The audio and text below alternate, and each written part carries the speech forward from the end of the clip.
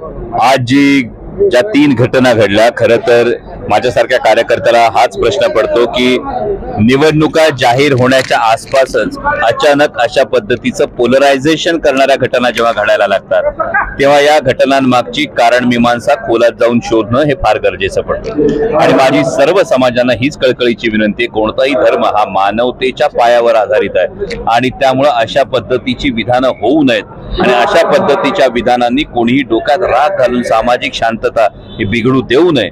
आणि जे कोणी अशा पद्धतीनं निवडणुकांची राजकीय पोळी भाजण्यासाठी जर कोणी हे करत असेल तर नक्कीच महाराष्ट्रासारख्या पुरोगामी राज्यात अशा प्रवृत्तींना थारा दिला जाणार नाही, हे महाराष्ट्रातल्या जनतेने ठणकावून सांगायला। या पद्धतीने कोणाच्याही धार्मिक भावना दुखावल्या जाणं आणि त्याही अध्यात्मातल्या एखाद्या व्यक्तीकडून दुखावल्या जाणं, मला वाटतं की आज महाराष्ट्रासमोरचे प्रश्न हा तरुणांच्या बेरोजगारीचा प्रश्न। आज 2.5 लाख पदं शासनामध्ये रिक्त आहेत। आज तरुण मोठ्या संख्येने बेरोजगार आहेत। आपल्या मराठवाड्यामध्ये जर तुम्ही गावागावात जाऊन बघितलं तर आज तिशी उलटून गेल्यानंतर सुद्धा पोरांची लग्न नाही होत आहेत, कारण पोटाच्या आगीला आणि भाकरीला जात आणि धर्म नसतो।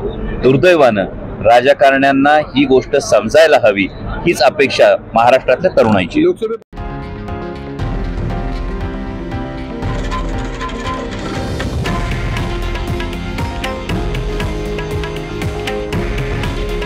हे आहे देशातील नंबर 1 न्यूज नेटवर्क आणि आपण पाहत आहात TV9 मराठी। काळजी तुमची, हित महाराष्ट्राचं।